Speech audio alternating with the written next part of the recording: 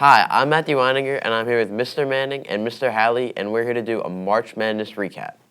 Now, Mr. Manning and Mr. Howley, what was your favorite part about this past March Madness? Oh, well, my favorite part was the St. Peter's run. I mean, that was enjoyable just to see a local school, like, kind of local for us as far as college basketball goes. And those kids are having so much fun. You know, I loved rooting for them. So that was the best part for me. Yeah. I'd have to go with Duke. I'm a Duke fan, so I'm definitely biased here. And I specifically did not pick them in the Final Four because I thought it would be too much of a storyline run, and it wasn't never going to happen. And of course, it did. Coach K did not let us down, and although the North Carolina game was a little disappointing, to see him go out with another Final Four appearance was my favorite part of the tournament. Yeah, no, they were very close. It was what, like 1 point? It was very close. Went right down to the end. Yeah, I think 81-77 was the final score, but yeah, it was right down to the last minute. And another great coaching job because that team had trouble in close games all the way, and they showed that he could do what he needed to do with the team, and it's fitting that he went out in a Final Four appearance. I mean, that's where he belongs. I always was rooting against him more so, but it was great to see him there. It's kind of where he belongs. Yeah. It was also great that UNC knocked him out. So. Yeah, that's storybook if you talk about it. Right. North Carolina's two Interesting colleges. fact, Mike Krzyzewski's very first game was a loss to North Carolina. His last home game was a loss to North Carolina. And now the most successful coach in the history of the NCAA, his very last loss ever, North Carolina. I mean, just to keep talking about North Carolina, they had a great, even though they didn't win, they had a great tournament, coming in as an 8th seed and going all the way to the championship. Yeah.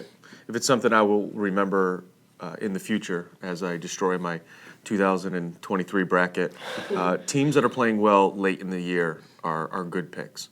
And they struggled early. I think they were way better than an 8 seed, but they got hot late, and they certainly showed that in the tournament. Yeah, and I think it'd be great to see what Hubert Davis does going forward because that's a great early showing for him to see what he can do, and I think he's a great fit for that program, and I look forward to seeing them do a lot of successful things in the future. Yeah, he's a first-year head coach. I mean, you have a long future with that team, so it's exciting to see what they do. Next question, how did you both feel about your brackets? Was there any wrong picks or any things that you guys did really good with? Well, I thought my bracket was pretty much shot. I said Gonzaga was going to do well, and I was wrong. But I was lucky enough. I did all right. I came in 3rd place in a bracket challenge that I was in, so I felt good about that. I was definitely wrong about St. Peter's, although I enjoyed watching that whole run. But I was right in enough places. I had North Carolina doing some damage, not as well as they did, but that was I was happy about that. But I always, when I would go through the brackets, I feel like there's more places where I'm wrong than I'm right. I totally agree. Yeah. I was also in that little friendly bracket challenge that Mr. Howley came in 3rd. There were 25 players in that bracket, and I came in 25th. Yeah, next question. I should acknowledge that I was also wrong about Villanova, the Wildcats. Dr. Mitchell was a little upset that there's no Wildcat love last time on the program. But the Wildcats, Jay Wright did a great job with his team. Again, he always does. You can't sleep on him. Yeah, no, another Final Four team that, a lot of people doubted, even though they were a 2 seed. I definitely doubted them. Was a little surprising. Yeah, no, they showed that they have what it takes. Yeah. Now, was there any one team that, besides St. Peter's, which I think is kind of a given, that you guys were really surprised about, or even a player that you guys were like, look, I didn't see them come into the tournament, and now they're putting on a great show? I think the easy pick there is North Carolina, right? Because they were an 8 seed, and again, they got hot late. I know we talked about them before, but St. Peter's was the surprise of the tournament, the darling of the tournament. I really enjoyed watching them because I had a chance to watch Shaheen Holloway in high school play. I was only a sophomore at the time, but there was a tournament in New Jersey, and he was a senior point guard. And I remember thinking to myself, that's what a college point guard is going to look like, and seeing his speed. And I never thought about him until I watched the NCAA tournament. It was like Shaheen Holloway. I saw him play in high school. So it's nice to see him now taking the job at Seton Hall because that's his alma mater. Yeah, 100%. And wish him nothing but luck. Yeah. And it's funny because players, you'll remember things like this with the players, and then the players become coaches. But coaches are more the faces of the NCAA tournament than players are because the players are so in and out so quick. So Holloway will remember this if he has a great career at Seton Hall. We'll be like, oh, remember one he did St. Peter's. And so somebody for me for this tournament, not a player, but Bill Self is like an underrated college coach. You know, when I just, look back at it, this was his 4th Final Four, 2nd national championship.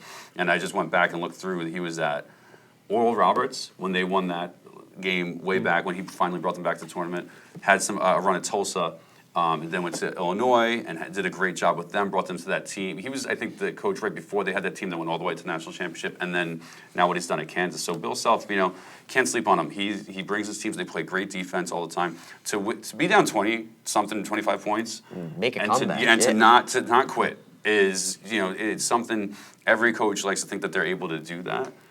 But that's fantastic to watch. So I'm going to walk away just really having a lot of respect for him. And doing that on the biggest stage of the tournament, in the national championship game, is just another level of... Players had no quit. They got to believe in themselves, and a lot of that comes from the relationship, I would say. It's not just the coach. It's the relationship that the players have with the coach, that they're not...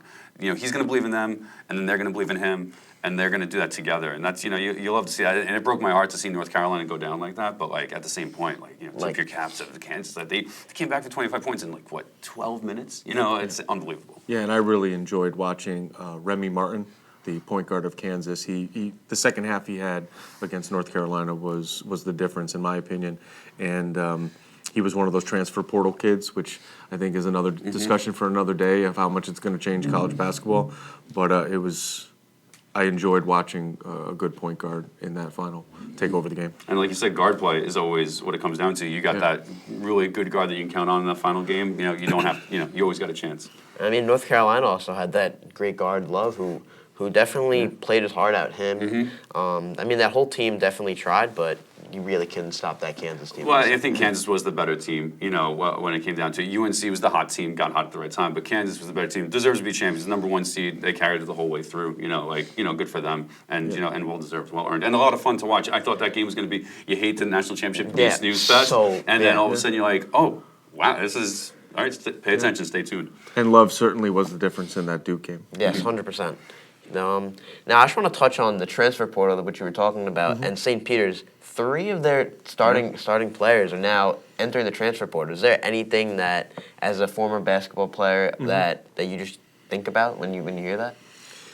Yeah, Mr. Howley might be able to educate me on this part. I don't know, is this transfer portal a new NCAA rule, or is this still the impact of COVID and the years of eligibility that the kids have? I want to say it's newer. It's definitely not been around for a while, but I don't think it's just because of COVID. I think it's been around. I know they do it in football, but in basketball, I think that accelerated too. The process is what happened with COVID. But what's interesting is that, you can speak to this as you went through the process.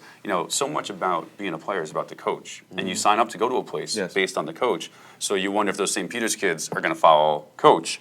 And now Seton Hall is going to be St. Peter's Light with a couple of, it's just interesting to see. It really changes a lot of things, going forward. Yeah, to circle back to your direct question, though, anything that empowers the players, I would be in favor of. For far too long, the NCAA has had an incredible amount of power over college athletes, and they've made quite a bit of money in the process. So if a student athlete isn't happy at a school and they can go somewhere else and be successful, I would be in favor of it. Then they make money now because of it. With the new NCAA law that got passed, they can make money off the deals. I obviously missed out on millions of endorsing an upstate New York car dealership. Because your bank account's loss is Oceanside School District's game. Thank you. I had a great time talking, and I hope you two both enjoyed it. And thank you. Thank you. Thanks for having us.